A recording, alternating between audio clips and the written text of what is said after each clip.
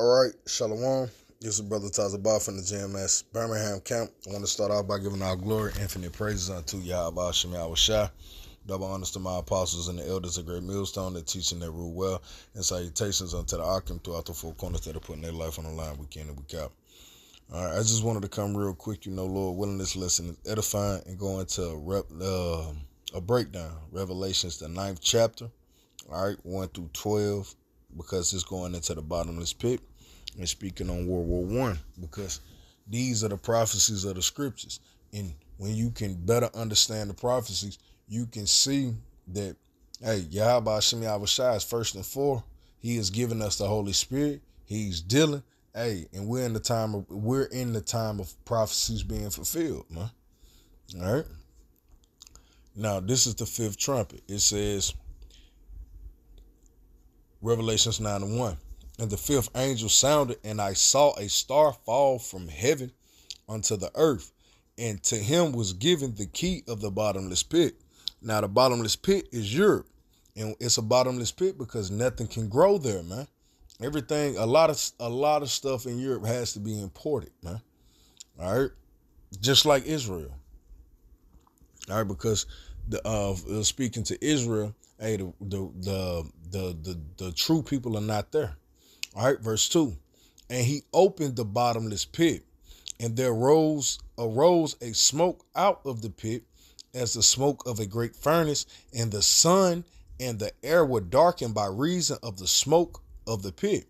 Yeah, that's going into the war, World War One, man, because it was a war fought on that theater. Verse 3. And there came out of the smoke locusts upon the earth, and these locusts are warplanes, warhogs. All right. It says, and unto them were given power. So these locusts, we know locusts, they ain't particularly aggressive animals like a praying mantis, so to speak, or even, hit you like a bee would with a stinger. It says, unto them were given power, as the scorpions of the earth have power. And we know that scorpions have the power through their tail to immobilize you. So we know that these are fighter planes, because you had a pilot piloting the plane, but you also had a gunner on the back tail wing of the warplane that would shoot to the back sides in the immediate back. All right, that could put you to death, immobilize you. All right.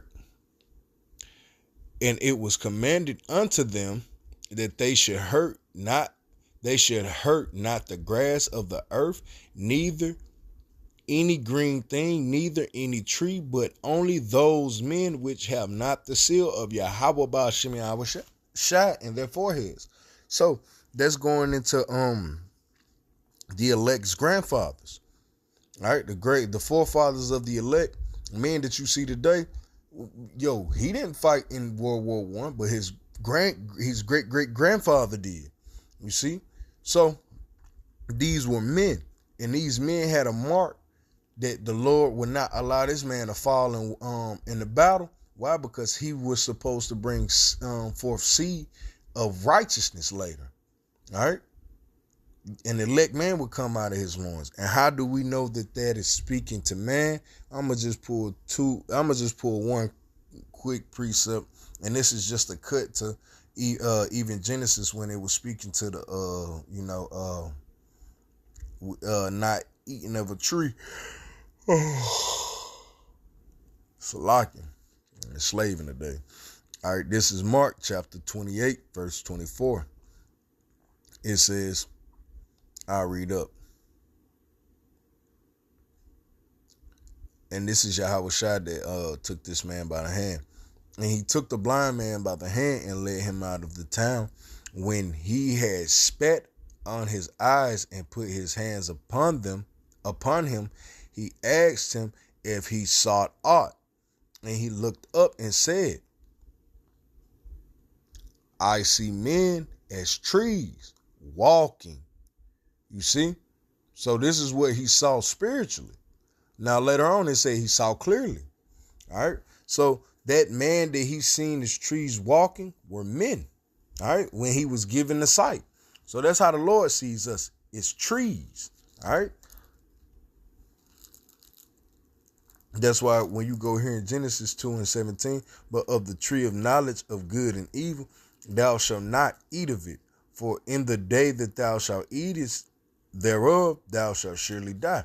So that was basically speaking to a man. If you speak to this dude, you hear his philosophy, you hear his understanding, hey, surely you will die, because what? You're going to learn wickedness. You're going to learn evil. All right?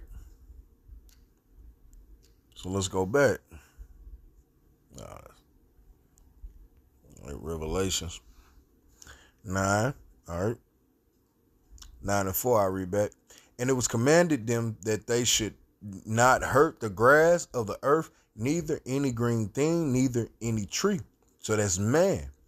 But only those men, so all the men that got mowed down, because there was plenty of people that died in World War I. They didn't have the seal. Their lineage was cut off. If they didn't already have many sons or a son that lived, to carry on that name, his name was taken out of the earth.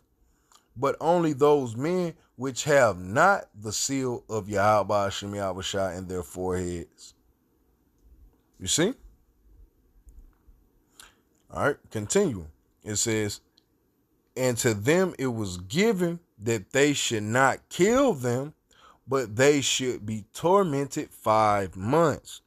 All right. Now that 5 months is actually a representation of 5 years.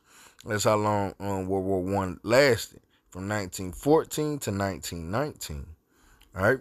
And it says, but that they should be tormented 5 months, and their torment was as the torment of a scorpion when he striketh the man. Yeah, because he immobilizes you, paralyzes you.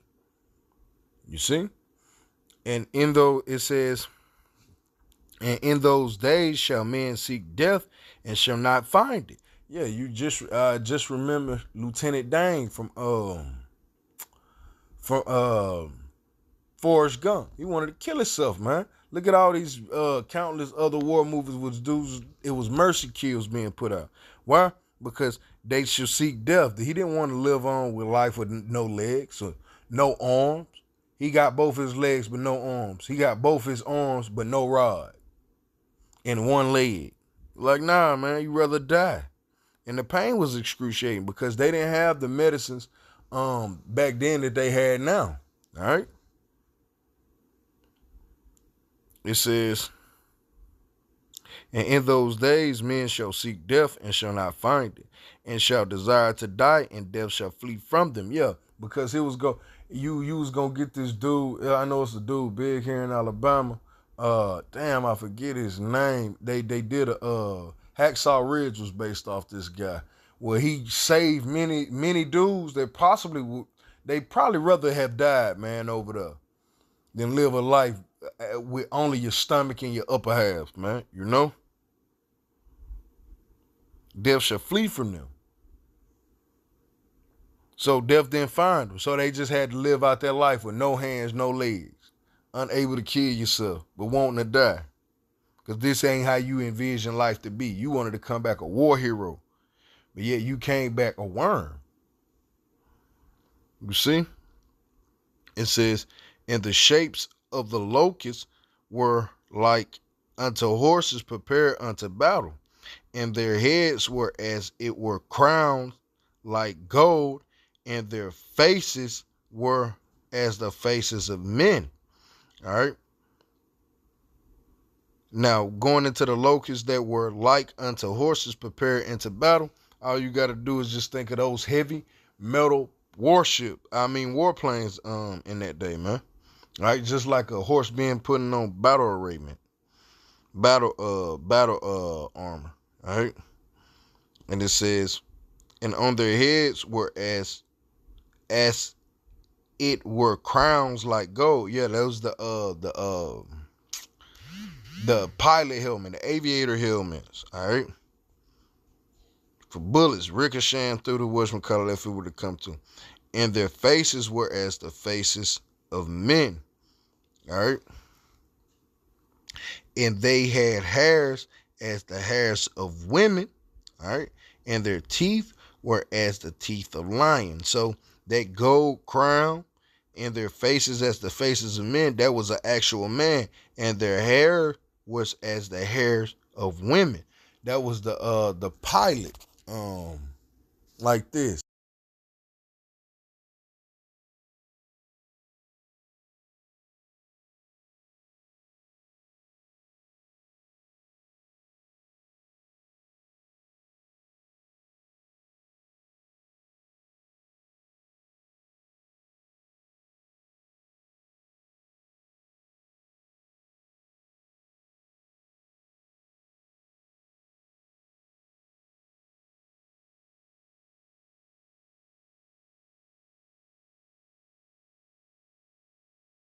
The scriptures is describing. That's what the spirit is describing. All right. It says, and they had hair as the hair of women, and their teeth were as the teeth of lion. Yeah, because those at the end of the day, those locusts, those that were like unto horses prepared into battle. Yeah, they had machinery on them on those planes, man. So it could put you to death. It could immobilize you, take your leg off, and leave your life. Now you can't move, just like a scorpion will leave you. All right, only to die. All right. It says, and they had breastplates as, and I jumped the gun, and they had breastplates as it were breastplates of iron, and the sounds of, and that's speaking to the warplane. All right. And it says, and the sound of their wings were as the sound of chariots of many horses running into battle. Yeah, because those planes had no muffler system back then, man. It wasn't silent. All right. So you see how loud a helicopter is.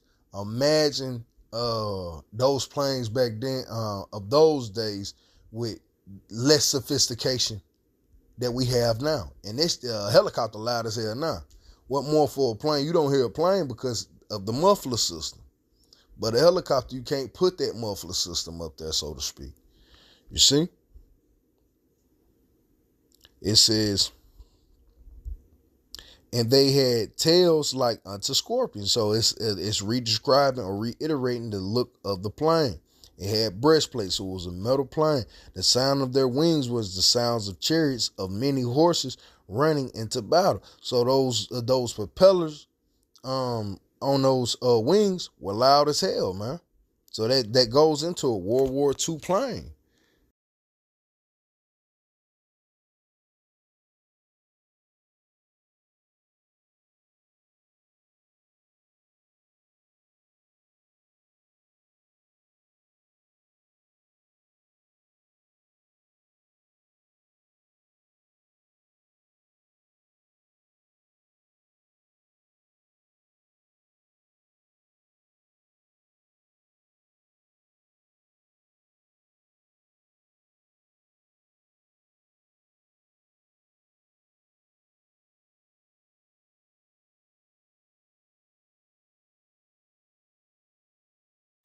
All right, but let's continue.